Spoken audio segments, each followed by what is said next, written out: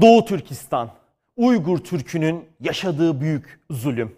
Vallahi bizim memlekette Necip Türk medyası hiç böyle kulağının üzerine yatmış. Haber yapan yok. İşte bir iki kişi benim gibi bu meseleyi kurcalıyor. Sağından solundan çekiştirerek insanlık onuru için konuyu sıcak tutmaya gayret ediyor. Hanımefendiler, beyefendiler, hiç öyle Çin zulüm falan yapmaz, nereden çıktı bunlar diye bık bık bık konuşanlar var ya, onlara cevap benden değil ha. BBC'den 2017'den bir görüntü izleyeceksiniz. Sonra da bugünden bir görüntü. Dehşet verici görüntüler. Lütfen herkes elindeki işini gücünü bir bıraksın. Şu görüntülere bir odaklansın. Bir dakikada özetlemeye gayret edeceğim.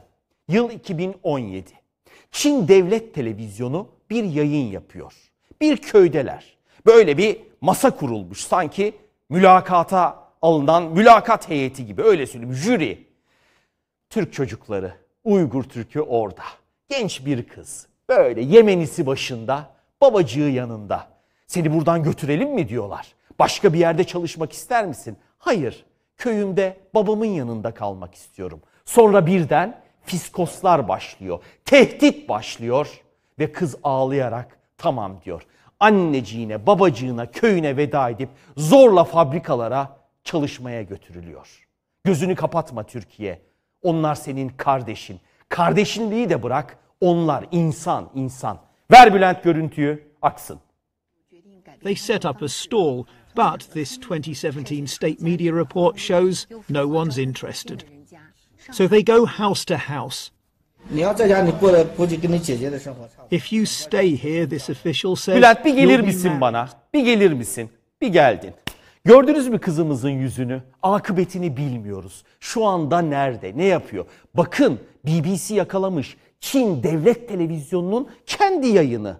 Komünist Parti'nin görevlisi. Kızcağıza sempatik tavırlarla seni götürelim diyor. Kız hayır diyecek. İzleyeceksiniz. Amaç ne? Amaç çok belli.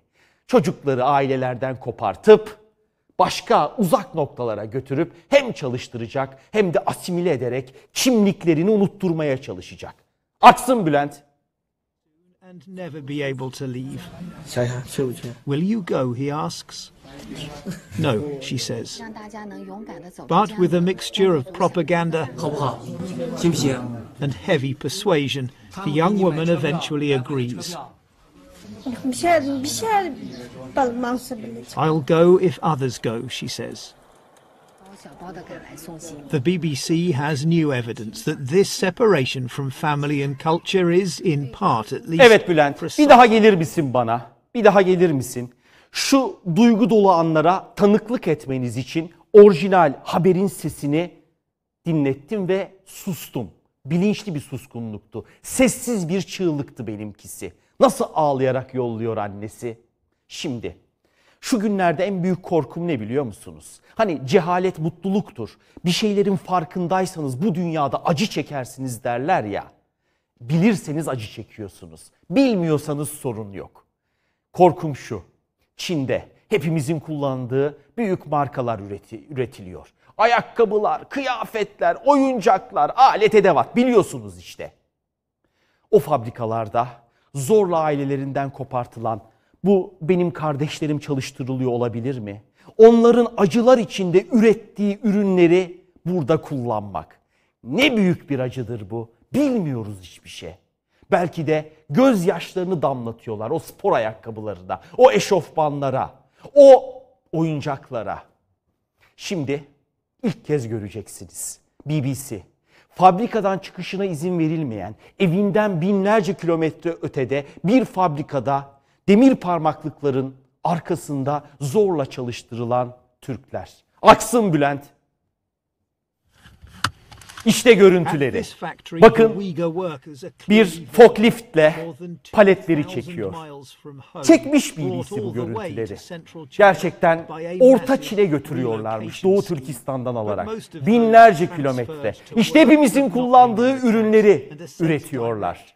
Fakir köylüler götürülüyor, Türkler böyle toplama kampı gibi. Hadi bunlara da yalan deyin. Hadi bunlara da inanmayın. Bülent durur musun? Bülent durur musun? Son kez bana gel. Televizyonculukta muhabirlerin anonsudur. Olay yerinde anons çekerek hareketlendirir, size anlatımda bulunurlar. Binlerce anons çektim sokakta. BBC muhabirinin anonsuyla bitiriyoruz. Bir fabrikanın önünde.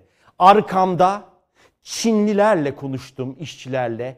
Üretim bittiğinde, paydos olduğunda biz evimize gidebiliyoruz. Doğu Türkistan'dan gelenler gidemiyor. Zorla yatakhanelerde tutulmaya devam ediyor diyor. Hala mı inanmıyorsunuz? Ağzımdan bir kötü cümle çıkacak, konuşamıyorum. Aksın ve bitirelim Bülent. As a few hundred Uyghurs are employed in this factory, but unlike the Chinese staff, they are unable to leave the factory premises. In a statement, the Chinese government said the study seen by the BBC